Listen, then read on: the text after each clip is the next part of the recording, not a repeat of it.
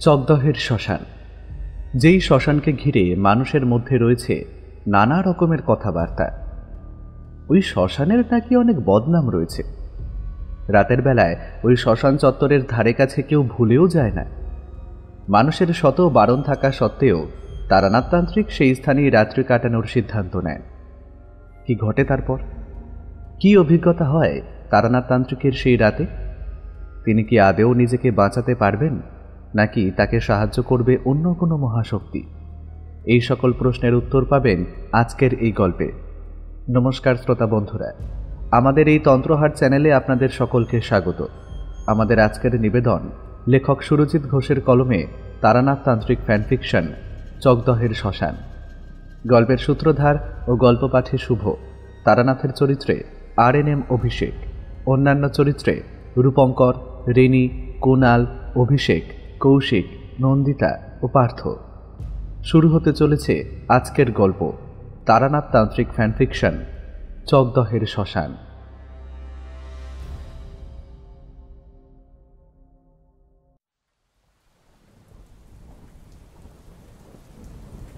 আবারও একটা বৃষ্টি ভেজা ঠান্ডা স্যাঁতস্যাঁতে দিন। আজ রবিবার, তাই আমার কাজকর্ম খুব একটা নেই বললেই চলে। সকালবেলায় ঘুম থেকে ওঠা মাত্রই খোলা জানলার দিকে চোখ যেতেই দেখলাম ঝমঝম করে মুষলধারে বৃষ্টি আরম্ভ হয়েছে। আকাশ থেকে ঝরে পড়ছে বৃষ্টির বড় বড় ফোঁটা। বৃষ্টির ফোঁটা কচি সবুজ নরম কচু পাতার মধ্যে পড়া মাত্রই পিছলে মাটিতে পড়ে যাচ্ছে তৎক্ষণাৎ। চারপাশের প্রকৃতি বিরামহীন বৃষ্টির কারণে পুরোপুরি ঝাপসা হয়ে উঠেছে।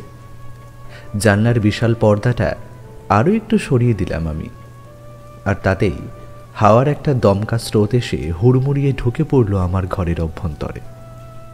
মেঘলা দিনের কারণে আজ সূর্যদেব তেমন মুখ দেখাতে পারেনি, ফলে পরিবেশের মধ্যে আজ আলোর মাত্রা বড় বেশি কম। ধীরে ধীরে কনুইয়ে ভর দিয়ে আমি এবার বিছানার মধ্যে উঠে বসলাম। তারপর পাশে রাখা পানপাত্রের ঢাকনাখানা নিচে নামিয়ে রেখে গ্লাসের সবটুকু জল খেয়ে ফেললাম এক নিঃশ্বাসে, ঢকঢক করে। ছুটির দিনে বাড়িতে বসে থাকতে খুব একটা ভালো লাগে না আমার। সেই জন্যই তো বারবার ছুটির দিনে আমরা, অর্থাৎ আমি আর কিশোরী, চলে যাই ঠাকুরমশাইয়ের বাড়িতে মটলেনে নতুন নতুন গল্প শোনার জন্য। ঠাকুরমশাইয়ের কথা মনে পড়তেই মনস্থির করলাম আজ একটিবার ঘুরে আসবো বরং ঠাকুরমশাইয়ের বাড়ি থেকে। মাঝে বেশ কয়েকটা দিন হলো সেদিকে যাওয়া হয় না। যেমন ভাবনা তেমন কাজ। তাড়াতাড়ি বিছানা পরিত্যাগ করে আমি একখানা ছাতা মাথায় দিয়ে বেরিয়ে পড়লাম গৃহের বাইরে মটলেনের উদ্দেশ্যে। এই নেন দাদাবাবু, 500 সিগারেটের প্যাকেট। 5 মাথার মোড়ে এসে থমকে দাঁড়ালাম আমি। আমার মনে পড়ে গেল ঠাকুরমশাইয়ের জন্য এক প্যাকেট 500 কিনে নিয়ে যেতে হবে। সেই সিগারেট ছাড়া তিনি একেবারেই গল্প বলে উঠতে পারেন না। 500 সিগারেট না থাকলে তার গল্পের আসর নাকি কোনো মতেই জমাটি হয়ে ওঠে না। তাই 5 মাথার মোড়ের দিকে আমি এগিয়ে গেলাম ছাতা মাথায় দিয়ে। তারপর সেখানে গুমটি মতন ছোট্ট দোকানটার সামনে গিয়ে দোকানদারের উদ্দেশ্যে এক প্যাকেট সিগারেট চাইতেই দোকানদার ওই কথা বলে আমার হাতে সিগারেটের প্যাকেটখানা তুলে দিল। সিগারেটের দাম মিটিয়ে দিয়ে আমি আবার ছাতা মাথায় পুনরায় হাঁটতে শুরু করলাম। সমানে বৃষ্টি হয়েই চলেছে। বৃষ্টির মাত্রা এতটুকুও কমেনি। আকাশের দিকে মুখ তুলে তাকিয়ে দেখলাম গোটা আকাশ পুরোপুরিভাবে কালো হয়ে রয়েছে আষাঢ়ের ন্যায় ঘন কালো মেঘরাশিতে। মাঝে মধ্যেই মেঘের পরতে পরতে খেলে যাচ্ছে লকলকে বিদ্যুতের তরবারি। মটলেনে ঠাকুরমশাইয়ের বাড়ির বন্ধ সদর দরজার সামনে এসে দরজার কড়া বেশ জোরালো শব্দে নাড়তে শুরু করলাম। সেই আওয়াজ ঘরের ভেতর যাওয়া মাত্রই তারানাথতান্ত্রিকের ছোট্ট মেয়ে চারিয়ে এসে বন্ধ দরজার আগল খুলে দিল। দরজার 2 পাল্লা 2 দিকে ঈষৎ ফাঁক হতেই আমি দেখলাম ছোট্ট মেয়েটা আমার দিকে তাকিয়ে প্রাণ খোলা হাসি হাসছে। চারি হাসতে হাসতে বলল, আসুন আসুন কাকাবাবু, ভিতরে ঢুকে আসুন। মাঝে বেশ কয়েকটা দিন আপনারা এদিক পানে আসেননি, তাই হঠাৎ করে আজ সকালে আপনাকে দেখে বেশ খুশিই হলাম। তা কেমন আছেন কাকাবাবু? সবকিছু কুশল মঙ্গল তো? হ্যাঁ চারিমা, ভগবানের আশীর্বাদে এবং ঠাকুরমশাইয়ের শুভকামনায় বেশ দিব্যই আছি। তা তুমি বলো, তোমরা ভালো আছো তো? হ্যাঁ কাকাবাবু, আমরাও বেশ ভালো আছি পরমেশ্বরের কৃপায়। তা কাকাবাবু, আজ আপনি একলা এলেন? কিশোরী কাকাবাবু এলেন না যে? আসলে কি হয়েছে জানো চারিমা, সকালবেলা ঘুম থেকে উঠেই আমি ঠিক করে নিয়েছিলাম যে আজ একটিবার তোমাদের বাড়িতে আসব। তাই আগে থেকে আমার কোনো পরিকল্পনা ছিল না তোমাদের বাড়িতে আসার জন্য। সেই জন্য এই বিষয়টা কিশোরীকেও জানিয়ে উঠতে পারিনি, তাই বাধ্য হয়ে একলাই চলে এলাম।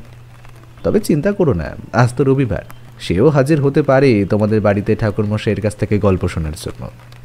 এমন বৃষ্টি ভেজা শীতল আবহাওয়া, সে কি আর এমনি এমনি গল্প না শুনে কাটিয়ে দেবে?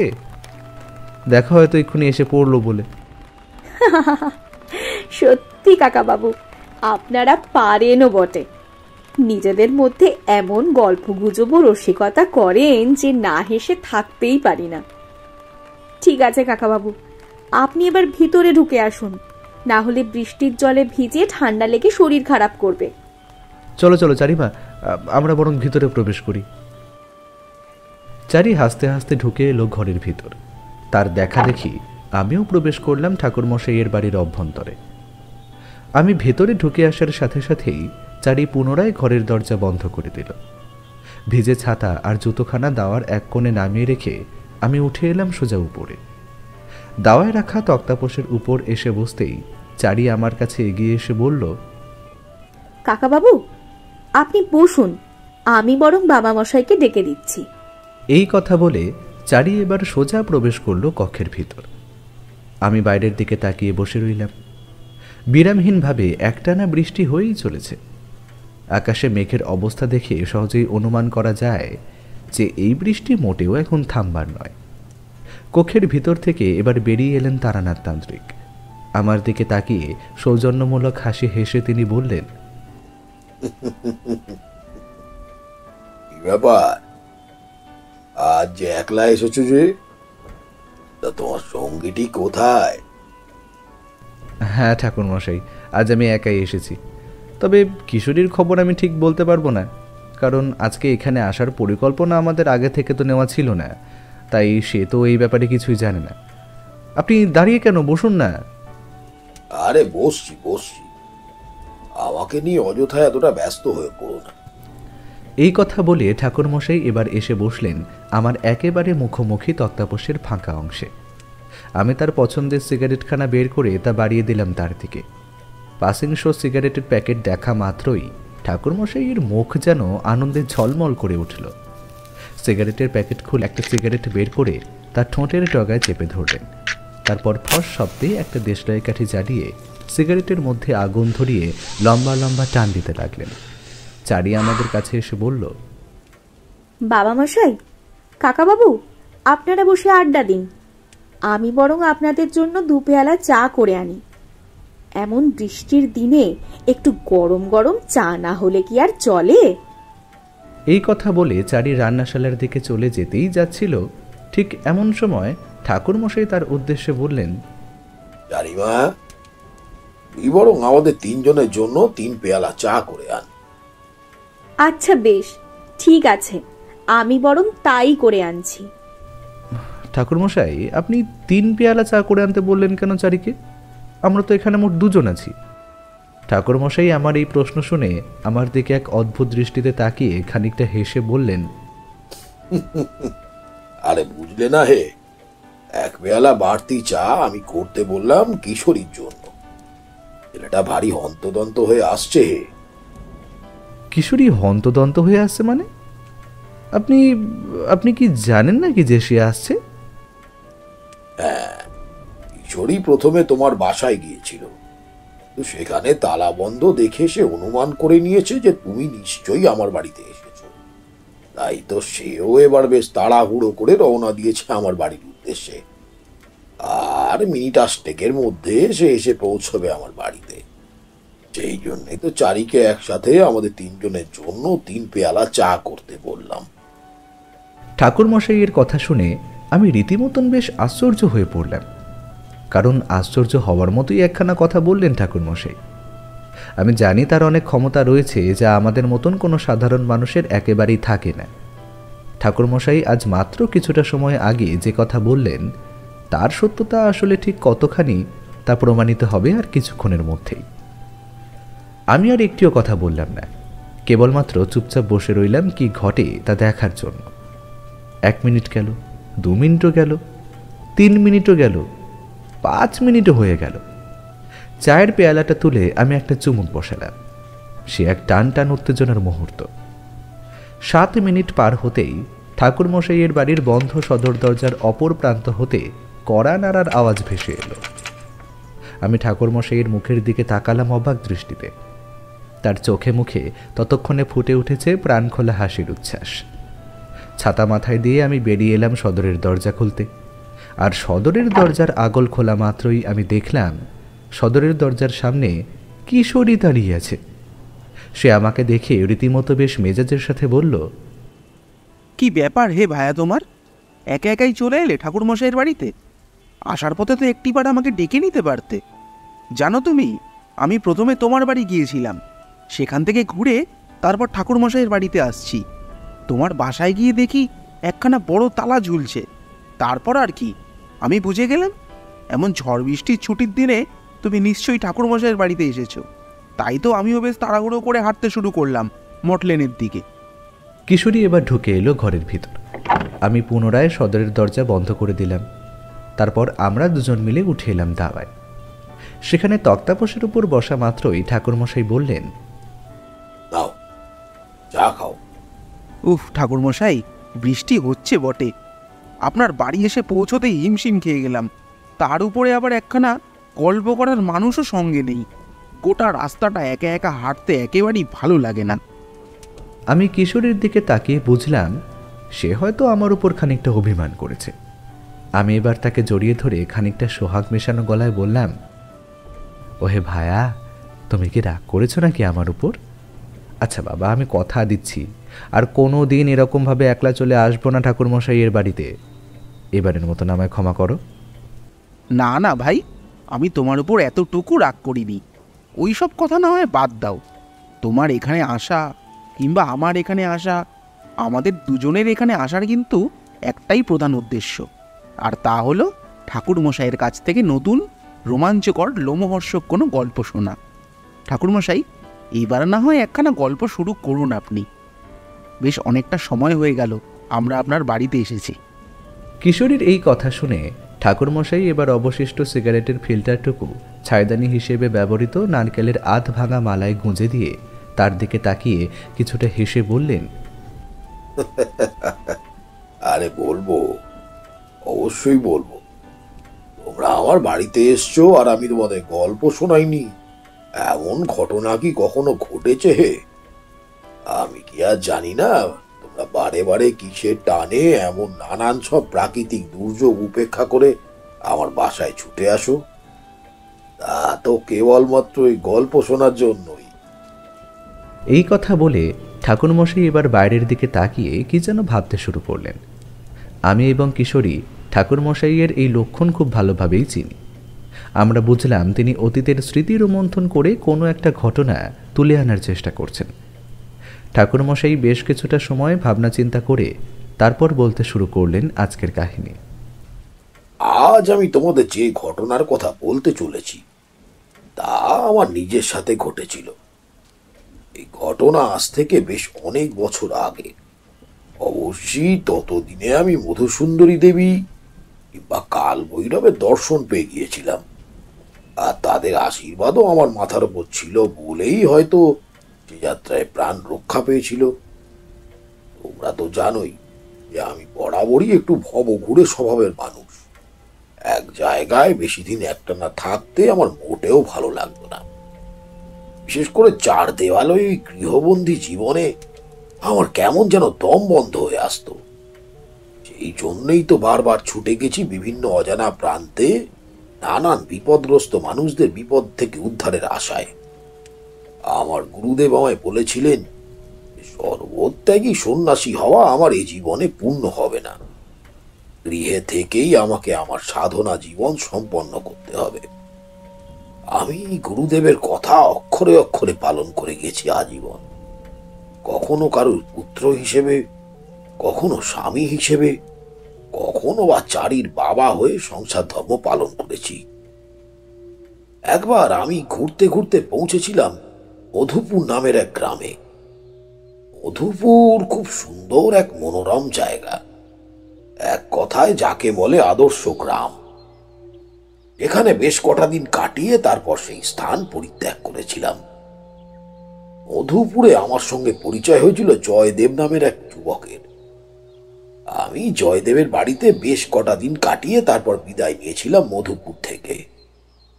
বিদায় নেওয়ার পূর্বে জয়দেব আমার 2 হাত জড়িয়ে বলেছিল,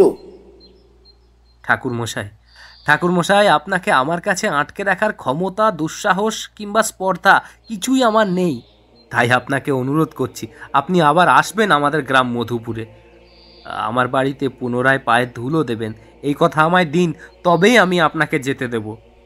জয়দেবের অমন শিশুসুলভ ভাবে বলা আবদার দেখে আমি সৌজন্যমূলক হাসি এসে উত্তরে বলেছিলাম, আরে এই নিয়ে তুমি মোটেও ভেবো না জয়দেব। আসলে আমরা যেখানে বাস করি, অর্থাৎ এই পৃথিবীটা গোল, তাই আবার আমাদের দেখা হওয়ার সম্ভাবনা রয়েছে। আর ঈশ্বর যদি চান তাহলে নিশ্চয়ই আমি আবার আসব, এই মধুপুরেই আসব। আর শুধুমাত্র মধুপুরে নয়, সোজা হয়তো তোমার বাড়িতে গিয়ে উঠতে পারি। বুঝলে হে, সবই হলো অদৃষ্টের খেলা। আমরা তো এক একটি রক্তে মাংস গড়া পুতুল মাত্র, আমাদের চালনা করছে কিন্তু অন্য একজন। আহা, সত্যি বড় সুন্দর কথা বললেন ঠাকুরমশাই আপনি। আপনার কথা শুনলে মন কেমন শান্ত হয়ে যায়, পবিত্র হয়ে ওঠে। সত্যি আমার বড় সৌভাগ্য, বা গত জন্মে নিশ্চয়ই কোনো পুণ্যের কাজ করেছিলাম, আর সেই জন্য ঈশ্বর আপনার মতো একজন দেবতুল্য মানুষের সান্নিধ্য আমায় দিয়েছেন। ঠিক আছে জয়দেব, আমি তোমার বলা কথাখানা মাথায় রাখলাম। চেষ্টা করব ভবিষ্যতে আবার এসে অন্তত কয়েকটা দিনের জন্য হলেও ঘুরে যেতে। আজ তাহলে আসি। এই থাক থাক থাক থাক বাবা, আর প্রণাম করতে হবে না।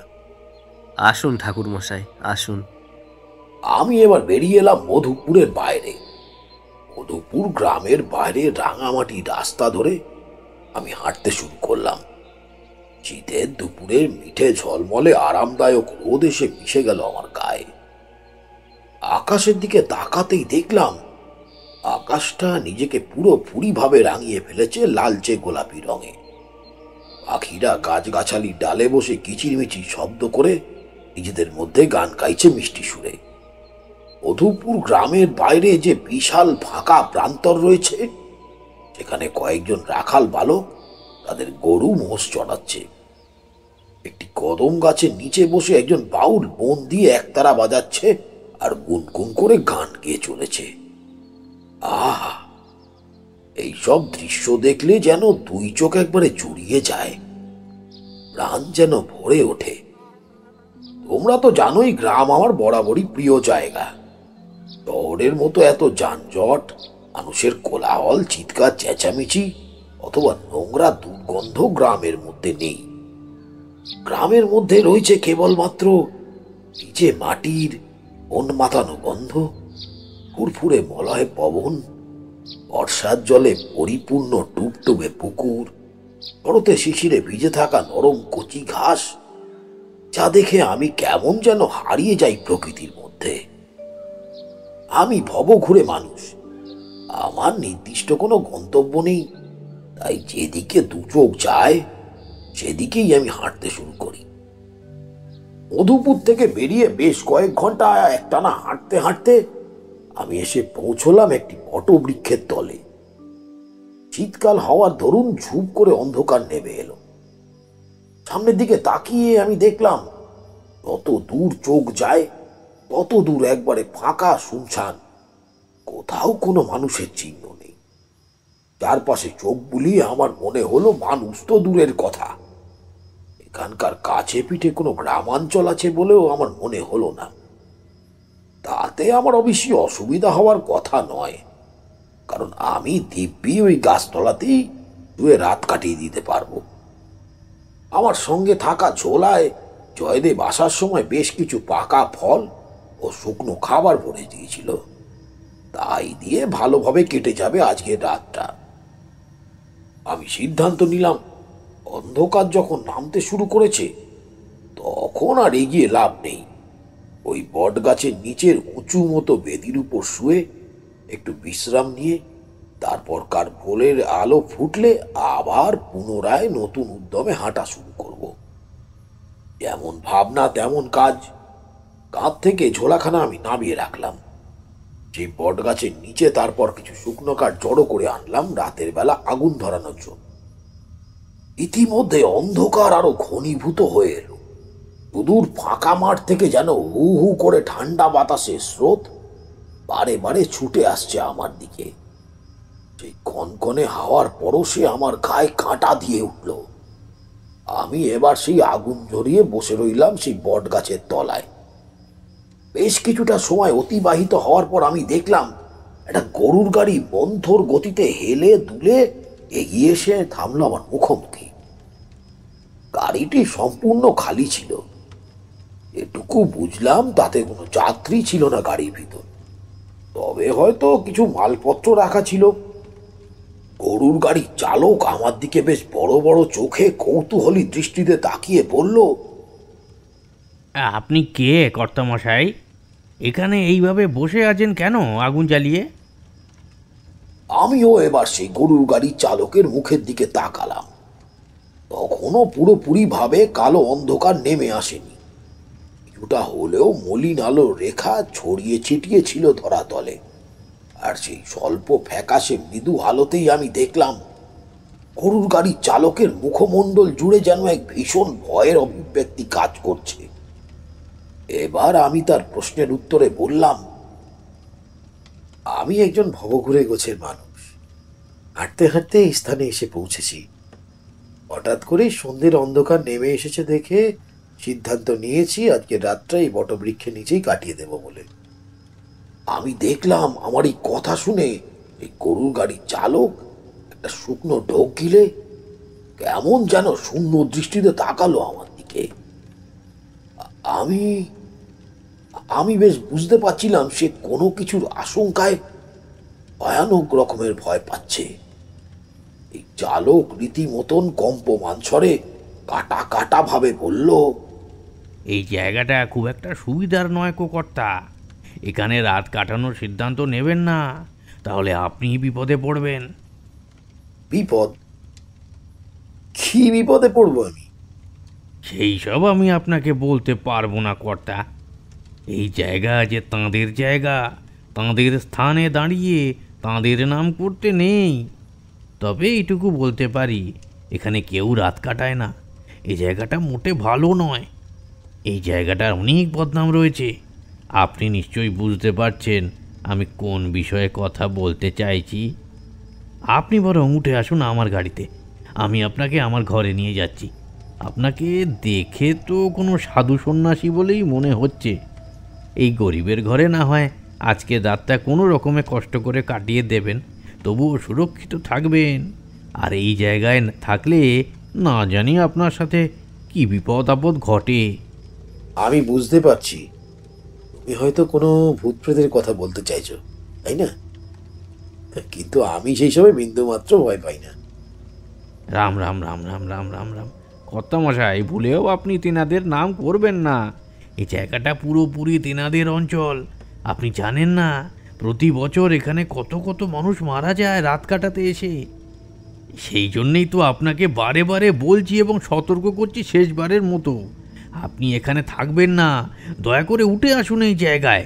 আমিও আর বেশিক্ষণ থাকবো না, এক্ষুনি গাড়ি নিয়ে চলে যাব আমার গ্রামের উদ্দেশ্যে। না দাদা, আমি যখন একবার এইখানে রাত কাটাবো বলে সিদ্ধান্ত নিয়েছি, তখন আমি কোনো মতেই সেই সিদ্ধান্ত বদল করব না। আমি নিজের চোখে দেখতে চাই যে আজ রাতে আমার সাথে ঠিক কি কি ঘটে। তবে হ্যাঁ, তোমাকে ধন্যবাদ জানাচ্ছি আমাকে আগে থেকে সতর্ক করে দেওয়ার জন্য। ঠিক আছে কর্তা, সে আপনি যেমনটা ভালো বোঝেন তবে তাই করুন। আমার মনে হলো আপনাকে সতর্ক করে দেওয়া প্রয়োজন, তাই করলাম।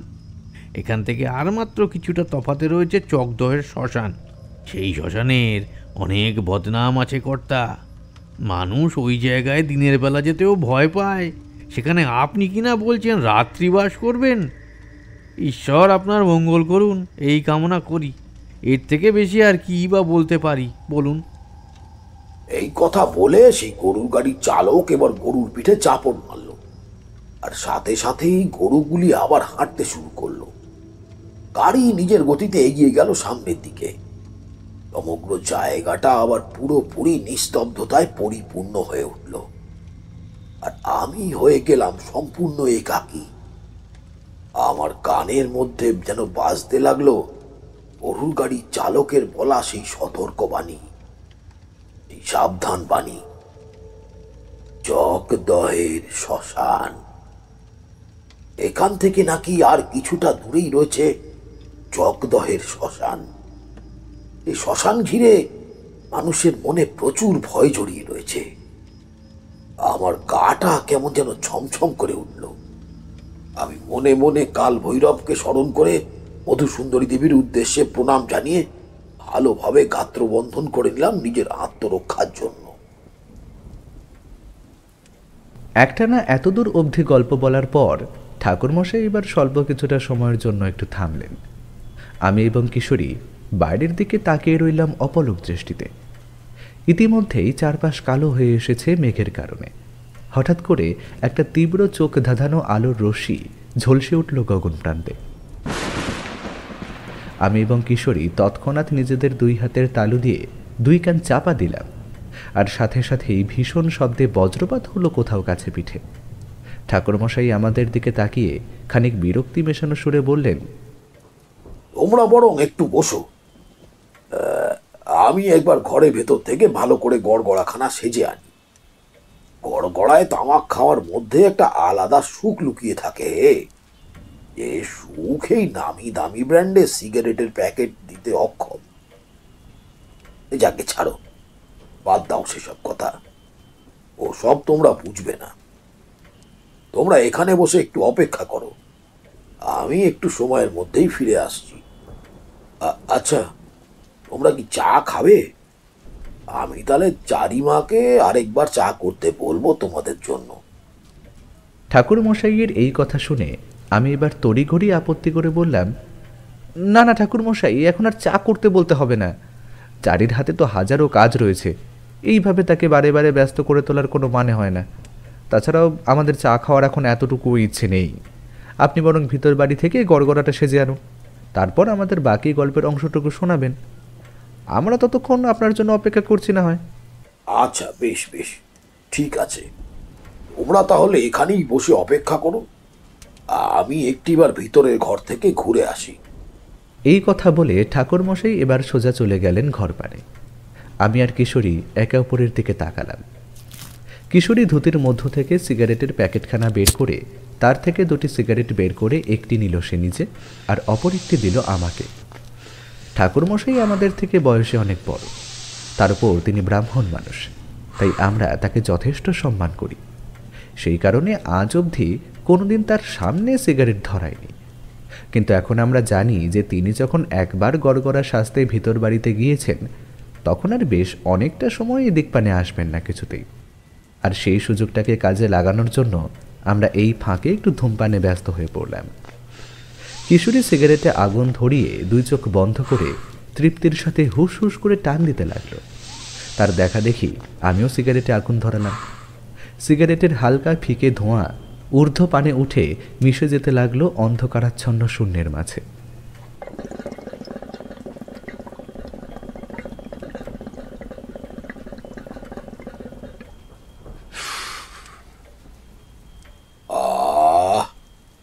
এই একটা জিনিস যা আমায় বড় আনন্দ দেয়, হে বড়ই তৃপ্তি দেয়। ঠাকুরমশাই জ্বলন্ত গড়গড়া হাতে নিয়ে বেরিয়ে এলেন ঘরের বাইরে। তারপর আমাদের সামনে তক্তাপোষের উপর এসে বসলেন। গড়গড়ার নলে মুখ ঠেকিয়ে একটা লম্বা টান দিয়ে বেশ অনেকটা ধোঁয়া একসাথে বাতাসে ছেড়ে তিনি হাসতে হাসতে কথাগুলো বললেন। কিশোরীটা চিরকালই বড় বেশি অধৈর্য প্রকৃতির মানুষ, ওর শরীরে ধৈর্য শক্তি বড়ই কম, তাই সে এবার বলে উঠল, ঠাকুরমশাই, এবার তাহলে গল্পের পরবর্তী অংশ আপনি বলতে শুরু করুন। তা শোনার জন্য ভীষণ রকমের কৌতূহলী হয়ে পড়েছি। সেই দিন রাতে আমি ওভাবেই আগুন জ্বালিয়ে বসে রইলাম। ধীরে ধীরে অন্ধকার গাঢ় হয়ে গেল দেখতে দেখতে। অমাবস্যার রাতের মতো নিকষ কালো অন্ধকারাচ্ছন্ন আকাশের দিকে মুখ তুলে দেখলাম আজ আকাশে চাঁদ ওঠেনি মেঘের কারণে। কেবলমাত্র দু একটা নক্ষত্র যেন তাদের বহু কষ্টে মেঘের পর্দার আড়াল থেকে বেরিয়ে এসে মিটিমিটি ভাবে জ্বলছে। তারা প্রত্যেকে এক একটি ক্ষুদ্র ক্ষুদ্র অভ্রের কণার মতো। আমার সামনে থাকা বিশাল সুদূর ফাঁকা প্রান্তর হতে এবার ধেয়ে এলো শীতল এলোমেলো বাতাস। আমার সামনে জ্বলতে থাকা সেই ধুনির আগুন বারবার কেঁপে উঠল এবং আগুনের তেজ ক্রমশ কমে এলো। এইবার আমি আমার লাল শালুর ঝোলার মধ্যে থাকা কয়েকটা পাকা ফল বের করে তা খেতে আরম্ভ করলাম। খাওয়া শেষ হলে কাল ভৈরবের উদ্দেশ্যে প্রণাম জানিয়ে সেই বট গাছের নিচে উঁচু বেদির উপর শুয়ে পড়লাম। বনেদি বাড়ির বিশাল নামি নরম বিছানার মধ্যে থেকে মাটির মধ্যে গজিয়ে ওঠা নরম কচি ঘাস কিংবা ভাঙা পরিত্যক্ত মন্দিরের চাতাল অথবা এরকম বটতলা বরাবরই আমার কাছে খুব প্রিয় জায়গা। এই সকল স্থানে ঘুমানোর মধ্যে একটা সুখ আছে। এই সুখ অবশ্যই তোমাদের মতো সংসারী মানুষেরা কখনো উপলব্ধি করতে পারে না। সে যাই হোক, আমি ঘুমিয়ে পড়লাম খুব সহজেই। সারাদিন যাবৎ অনেক পথ হাঁটার কারণে হয়তো ক্লান্ত হয়ে পড়েছিল শরীর, তাই দেহ টান টান করে মেলে দিয়ে চোখ বুঝতেই ঘুম নেমে এলো দুই চোখের পাতা জুড়ে। নিজের অজান্তে কখন যেন ঘুমিয়ে পড়লাম আমি, কিন্তু আচমকা মাঝরাতের দিকে তখন কটা বাজে তা সঠিকভাবে বলতে পারবো না, তবে রাত্রি যে তখন বেশ গভীর সেটা বিলক্ষণ আন্দাজ করতে পেরেছিলাম। আর ঘুমটা ভাঙলো। ঘুম ভাঙতেই আমি কেমন যেন একটা মৃদু গুনগুনানির আওয়াজ পেলাম। ধীরে ধীরে উঠে বসে দুই চোখ একবার কচলে নিয়ে চারপাশে তাকিয়ে দেখলাম কোথাও কেউ নেই। হয়তো মনের ভুল। এই ভেবে আবার শুয়ে পড়তে যাব, ঠিক এমন সময় পিছন পানে তাকাতে দেখলাম কতকগুলো কালো কালো ছায়া মূর্তি ফাঁকা মাঠ থেকে দলবদ্ধভাবে এগিয়ে আসছে আমার দিকে। সে কি ঠাকুরমশাই, আপনি দেখলেন সেই জনমানবহীন ফাঁকা মাঠ থেকে বেশ কয়েকটি ছায়ামূর্তি আপনার দিকে এগিয়ে আসছে? হ্যাঁ গো, তাহলে আর বলছি কি, আমার বুকটা কেমন ছ্যাঁত করে উঠল। মেরুদণ্ড দিয়ে সর সর করে বয়ে গেল শীতল রক্তের স্রোত। কেমন যেন একটা দুর্গন্ধ টের পেলাম বাতাসের মধ্যে। পরিবেশ যেন ক্রমে ভার হয়ে উঠল। আমি বুঝতে পারছি যে ওই ছায়া মূর্তিগুলো নিজেদের মধ্যে গল্প গুজব করতে অত্যন্ত ব্যস্ত, এবং এটাও বুঝলাম যে তারা বেশ খুশ মেজাজে রয়েছে। এবার হাঁটতে হাঁটতে এসে থামলো আমার মুখোমুখি। না, যেন ঠিক হাঁটতে হাঁটতে নয়, অন্ধকারের কারণে পরিষ্কারভাবে দেখতে না পেলেও ওই আবঝা আলোয় যতটুকু দেখলাম তাতে মনে হলো তারা বোধহয় বাতাসে ভর করে ভাসতে ভাসতে এগিয়ে আসলো। অনেকক্ষণ আগেই যে আগুন আমি জ্বালিয়েছিলাম তা নিভে গিয়েছে ঝোড়ো বাতাসের দাপটে, তাই চারদিক একবারে খুটখুটে অন্ধকারে পরিপূর্ণ। খুব একটা ভালো করে আমি তাদের মুখ দেখতে পেলাম না, তবে ফিকে আলোতেও যেটুকু দেখলাম তাতে বুঝলাম যে তাদের প্রত্যেকের শরীরে ঢাকা রয়েছে মলিন চাদরের আস্তরণ। মুখমণ্ডলে সামান্য কিছুটা অংশ কেবলমাত্র বেরিয়ে রয়েছে, আর সেই ফাঁকা অংশ হতেই দেখা যাচ্ছে তাদের দুই চোখ। তবে ওইগুলোকে চোখ না বলে জ্বলন্ত কাঠকয়লার টুকরো বলাই ভালো।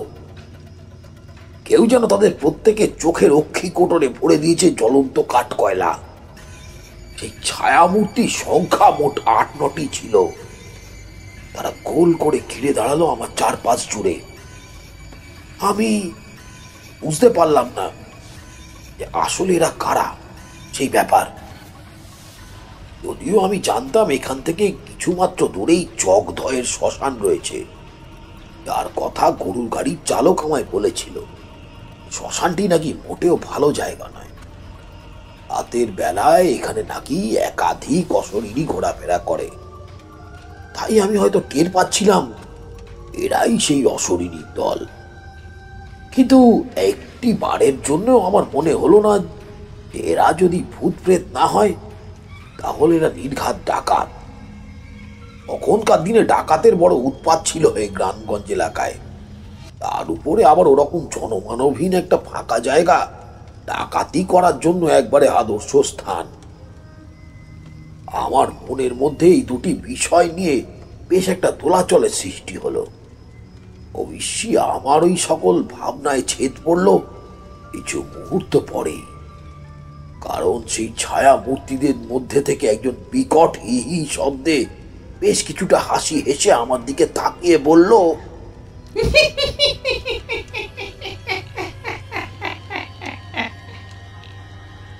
কে তুমি? এমন রাতের বেলায় এইখানে শুয়ে রয়েছো যে?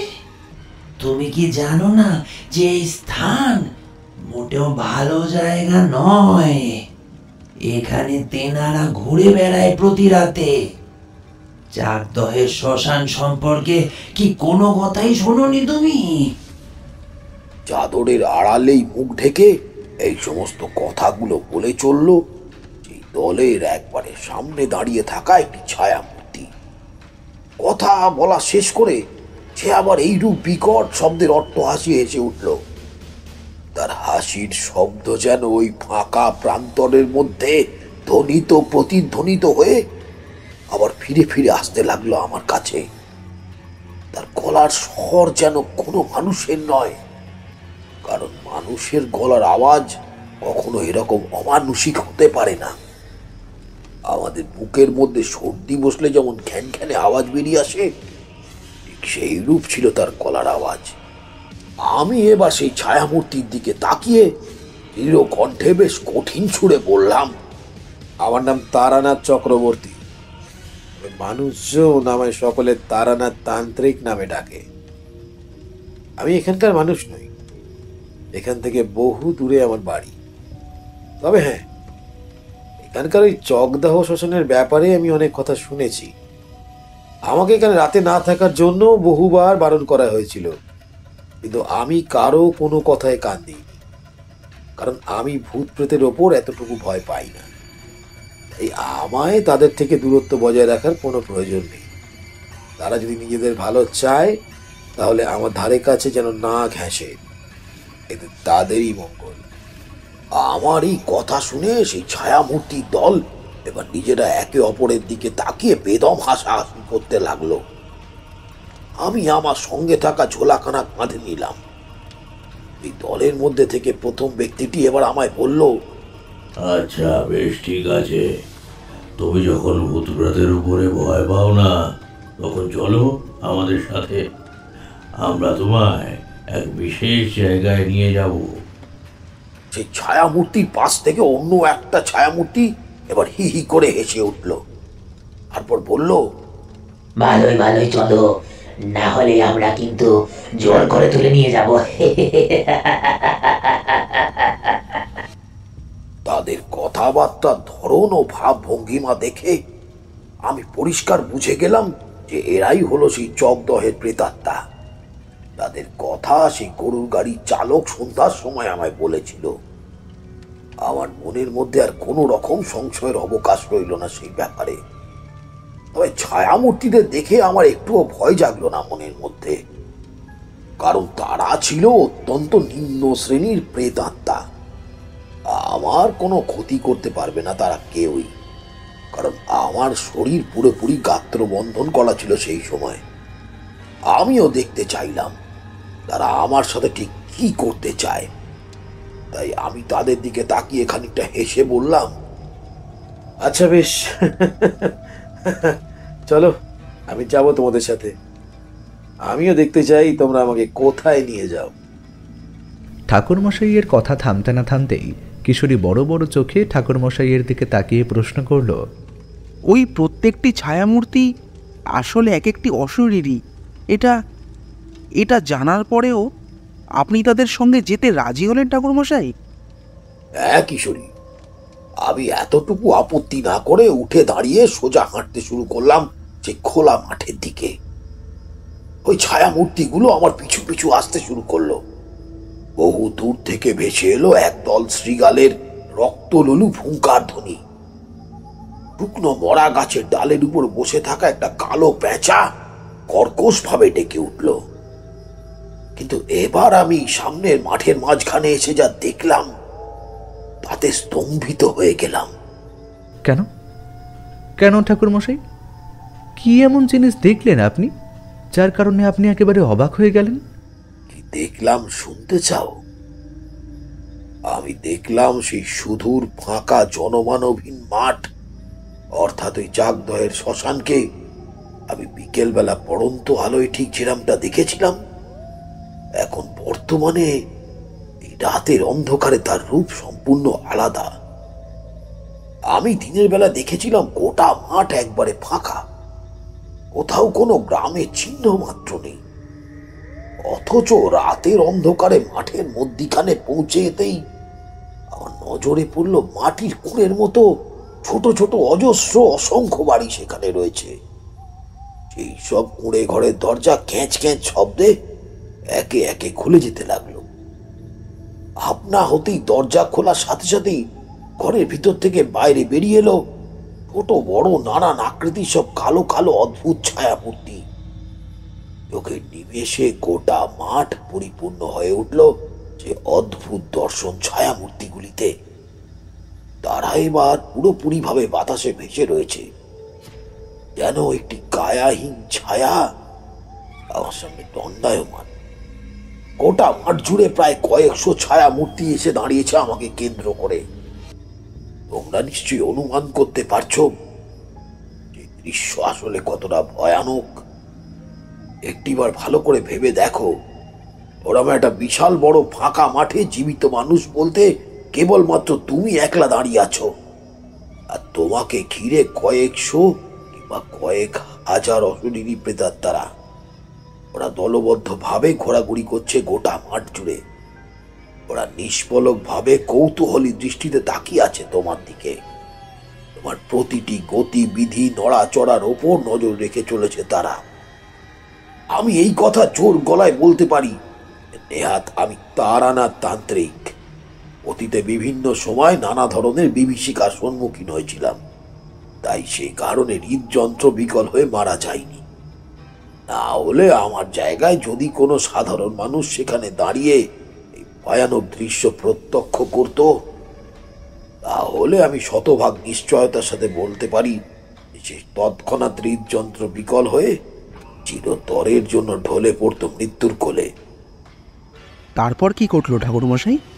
এরপর আমি যা দেখলাম অন্ধকারের মধ্যে, কেমন যেন একটা অদ্ভুত নীলাভ গোলাকার আলোর বলয় ধীরে ধীরে নেমে এলো মহাকাশ হতে। আলোর বলয় এসে থামলো আমার থেকে মাত্র কয়েক হাত দূরে, আমার ঠিক সম্মুখ ভাবে। আমি আমার দেহের উপরে অংশে গাত্রবন্ধনের কারণে ঠিক একটি অদৃশ্য সুরক্ষার জাল বিস্তার লাভ করতে দেখলাম। সেই নীলচে আলোর বলয় হতে এবার কেমন যেন ধোঁয়া বেরিয়ে আসতে লাগলো। ওই অদ্ভুত নীলাভ জ্যোতি ধীরে ধীরে একটি মনুষ্য আকৃতি ধারণ করলো। মাত্র স্বল্প কিছুটা সময়ের মধ্যেই আমার সম্মুখে সেই মাঠের মাঝখানে অর্থাৎ চকদহের শ্মশানে উপস্থিত হলেন এক মহামানব। অন্ধকারে আমার চোখ তখন পুরোপুরি সয়ে গিয়েছে, তাই অন্ধকারের মধ্যেও আমি স্পষ্ট দেখলাম আমার সামনে দাঁড়িয়ে আছে এক বিশালাকায় চেহারার পুরুষ। তার মাথায় জটা, গলায় জড়ানো রয়েছে কৃষ্ণকায় বিষধর সর্প। পুরুষটির পেশি বহুল বিভিন্ন অংশে বাঁধা রয়েছে রুদ্রাক্ষের মালা ও বাজুবন্ধনী, কোমরে জড়ানো ব্যাঘ্র চর্ম। তার এক হাতে ত্রিশূল ও ডুগডুগি এবং অপর হস্তে বড়া ভয়। আমার বুঝতে এতটুকু অসুবিধা হলো না যে আমার পরমেশ্বর কাল ভৈরব আমার এই ঘোর সংকটের হাত থেকে উদ্ধার করতে উপস্থিত হয়েছেন স্বয়ং নিজে এই চকদহের শ্মশান ভূমিতে। আমি দুই হাত জড়ো করে তার উদ্দেশ্যে প্রণাম জানালাম। তিনি আমার দিকে তাকিয়ে মৃদু হাসলেন। এরপর আমার চোখের সামনে দৃশ্যপট সব কেমন যেন ঝাপসা হয়ে এলো। ধীরে ধীরে জ্ঞান হারিয়ে আমি লুটিয়ে পড়লাম সেখানকার মাটিতে। পরের দিন সূর্যের আলো সকাল বেলায় আমার চোখে এসে পড়তেই জ্ঞান ফিরল আমার। ধীরে ধীরে চোখের পাতা খুলে তাকালাম আমি সামনের দিকে। মাথাটা কেমন যেন ভার হয়েছিল। মাটির মধ্যে থেকে ধুলো ঝেড়ে আমি উঠে বসলাম। কালকে রাতে সেই সব ঘটনাগুলোকে ছেঁড়া ছেঁড়া ভাবে আমার মনে পড়তে লাগলো। একে একে সবকিছু আমার মনে পড়লো। এইবার আমার দৃষ্টি গেল পিছন পানে। আমি দেখলাম আমার পিছনে বসে রয়েছে একটি স্বল্প বয়সের কিশোরী বালিকা, যাকে আমি এতক্ষণ লক্ষ্য করিনি একটি বারের জন্যেও। সে আমার দিকে তাকিয়ে সৌজন্যমূলক মৃদু হাসি এসে বলল, যাক বাবা, শেষমেশ তোমার জ্ঞান ফিরল তাহলে। আমি যে কি ভীষণ রকমের ভয় পেয়ে গিয়েছিলাম তা তোমাকে বলে বোঝাতে পারবো না। আমি সেই মেয়েটির দিকে তাকিয়ে এবার আড়ষ্ট গলায় বললাম,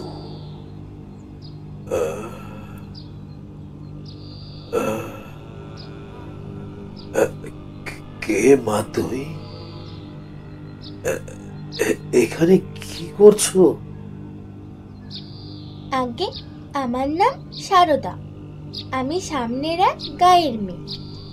ভোরবেলায় এই পথ ধরে যাচ্ছিলাম, হঠাৎ করে দেখলাম তুমি এখানে জ্ঞান হারিয়ে অচৈতন্য অবস্থায় পড়ে রয়েছো। তারপর সামনের ওই পুকুর থেকে জল নিয়ে এসে তোমার চোখে মুখে ছিটিয়ে দিলাম, কিন্তু তাতেও তোমার জ্ঞান ফিরল না। তাই তোমাকে অমন অসহায় অবস্থায় একলা ফেলে রেখে যেতে পারিনি। সামনে তোমার কাছেই বসেছিলাম আর মনে মনে বারবার ঠাকুরের কাছে প্রার্থনা করছিলাম যাতে তিনি তোমাকে আবার সম্পূর্ণ সুস্থ স্বাভাবিক অবস্থায় ফিরিয়ে দেন। সেই জন্য সেই মেয়েটি অর্থাৎ সারদার দিকে তাকিয়ে আমি এবার কৃতজ্ঞতার হাসি হাসলাম। তারপর তার কপালেও মাথা চুলে ভালোভাবে হাত বুলিয়ে দিয়ে বললাম, তুই কে রে মা?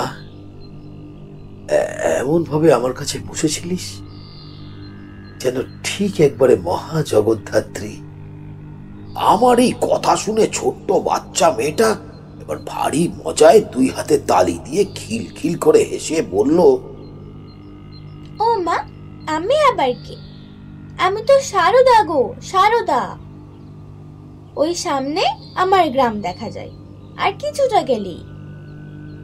আমি মোটেও মা জগদ্ধাত্রী নই। আমি রক্তে মাংসে গড়া সাধারণ ঘরের মেয়ে মানুষ।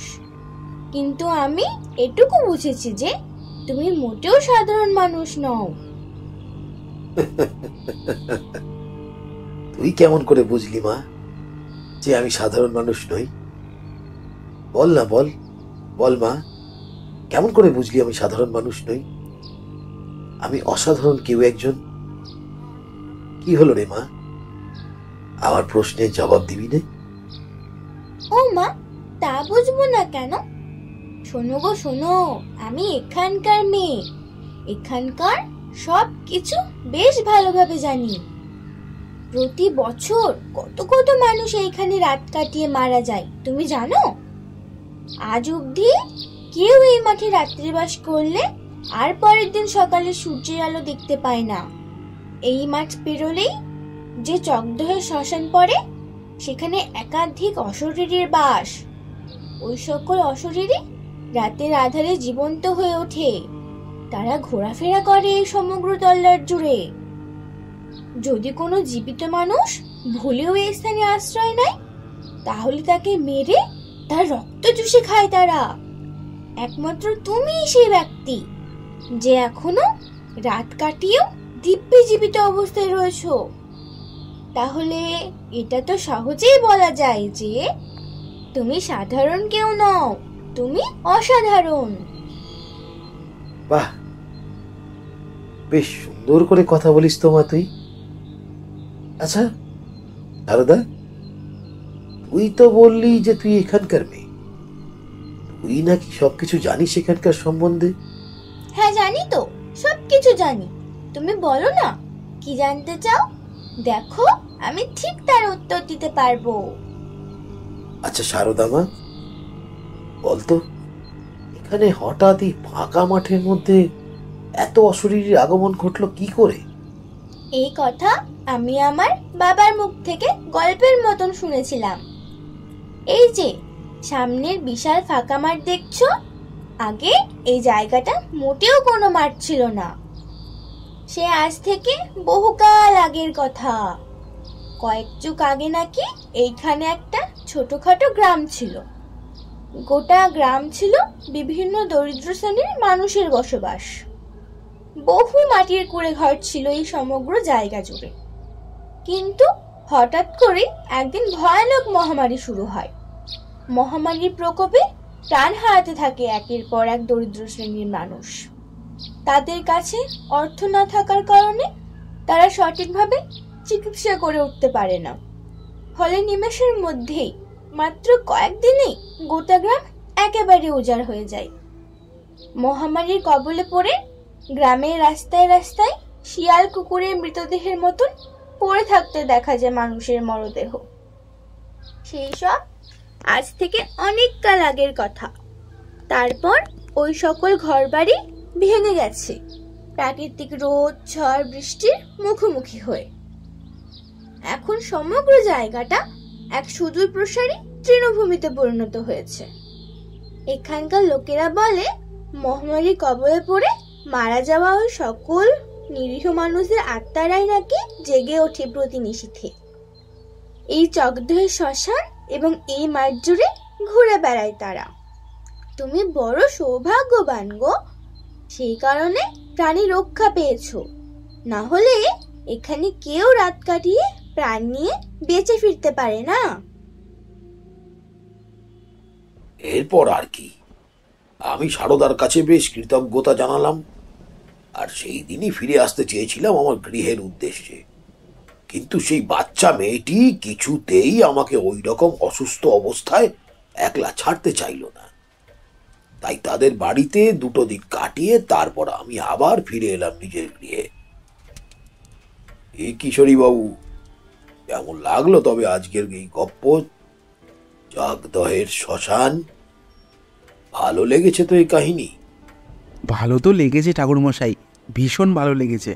কিন্তু চকদহ শ্মশানের ওই সকল প্রেতাত্মাদের ঠিক কি ঘটল?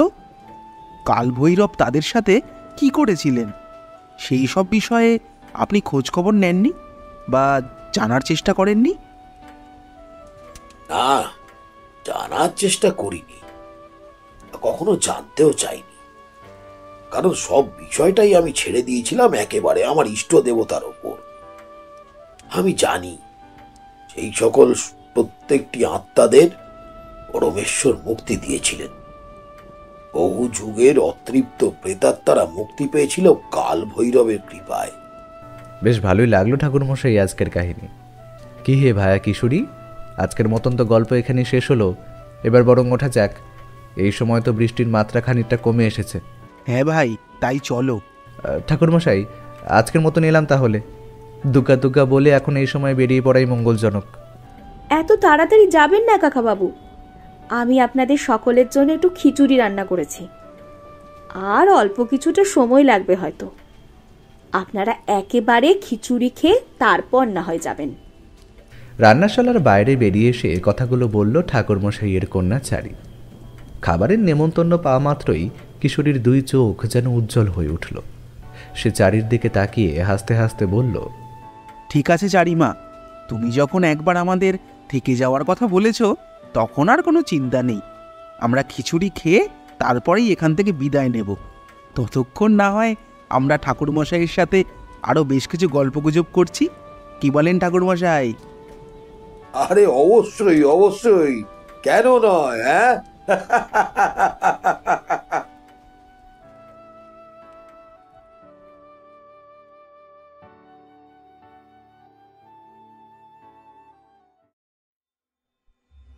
শুনছিলেন লেখক সুরজিৎ ঘোষের কলমে তারানাথ তান্ত্রিক ফ্যানফিকশন চকদহের শ্মশান। সম্পাদনা, ডিরেকশন এবং ভিডিওর ভিজুয়াল এফেক্টসে দেবলীনা। পরিচালনা ও বিশেষ সহযোগিতায় প্রায়ণ গোস্বামী। শব্দ পরিকল্পনা, মিশ্রণ এবং আবহ সৃষ্টিতে 62 FPS স্টুডিও, পোস্টার ডিজাইনে কভারম্যান অভিব্রত। কেমন লাগলো আজকের গল্পটি? ভালো লাগলে অবশ্যই আমাদের সাবস্ক্রাইব করে আমাদের সাথে থাকুন এবং লাইক ও কমেন্টের মাধ্যমে আপনার মতামত জানান। এরকম গল্প যদি আরও শুনতে চান তাহলে প্লিজ আমাদের কমেন্টের মাধ্যমে জানান। দেখা হবে নতুন কোনো গল্পে। ততক্ষণের জন্য শুভরাত্রি। ভালো থাকবেন এবং সকলকে ভালো রাখবেন।